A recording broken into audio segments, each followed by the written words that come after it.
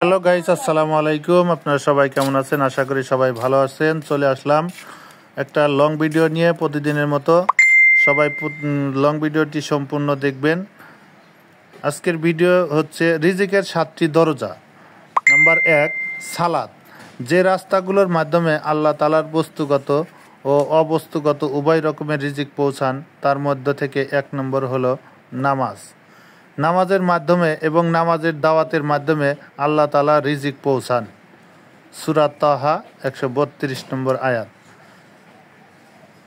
Number 2, তাকওয়া, অর্থাৎ আল্লাহ তাআলার কাছে জবাবদিহিতার ভয়ে ইসলামের বিধিবিধানকে শক্তভাবে মেনে চলা, হালাল হারামগুলো বেছে চলা, আল্লাহকে হাজির নাজির মনে করা যে আল্লাহ আমার সামনে উপস্থিত, আমি কিভাবে গুনাহ করতে পারি।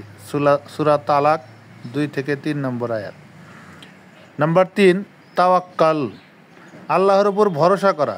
অনুকূল হোক বা প্রতিকূল, বিপদে হোক আনন্দে হোক, সর্বাবস্থায় আল্লাহর উপর আস্থা রাখা, ভরসা করা, নির্ভর করা, পরিপূর্ণভাবে আল্লাহর উপর নির্ভর করা যে আল্লাহ আপনিই করবেন, আমার কোনো শক্তি নেই, ক্ষমতা নেই, আপনিই করেন, আপনিই করবেন। নাম্বার 4, ইস্তেগফার, প্রতিদিন বেশি বেশি আল্লাহর কাছে তওবা করা, ক্ষমা চাওয়া, এর মাধ্যমে রিজিক আসে। হাদিসে এসেছে, যে ব্যক্তি বেশি বেশি ইস্তেগফার করবে আল্লাহ তাকে সব সংকট থেকে উত্তরণের পথ বের করে দেবেন। হাকিম 7677 নম্বর হাদিস।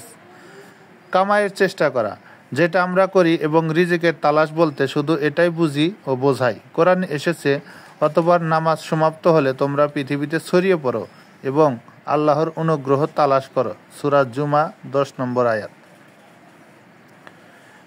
নাম্বার 6, আত্মীয়তার সম্পর্ক বজায় রাখা।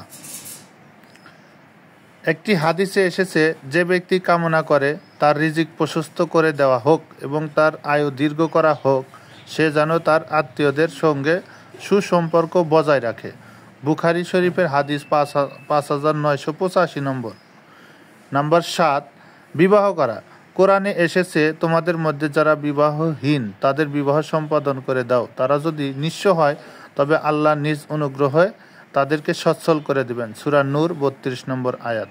হাদিসে এসেছে, বিবাহের দ্বারা রিজিক তালাশ করো, আল মাকাসিদুল হাসানা, তার মানে বিয়ের মাধ্যমে রিজিক আসে। তাহলে দেখুন, রিজিকের জন্য আল্লাহ তাআলা আমাদেরকে 7টি দোকান দিয়েছে, কিন্তু আমি দোকান খোলা রেখেছি শুধু একটি, কেবল ব্যবসার চাকরির দোকান। একটি মাত্র দোকান খোলা রেখে বলছি, আল্লাহ আমার অভাব দূর হয় না, আমার অভাব দূর করে দিন। আল্লাহ আপনি আমার রিজিকে বরকত দান করুন, আমার রিজিক বাড়িয়ে দিন। বাকি 6টি দোকান বন্ধ রেখে আমি বলছি, আমার রিজিকের অভাব দূর হয় না।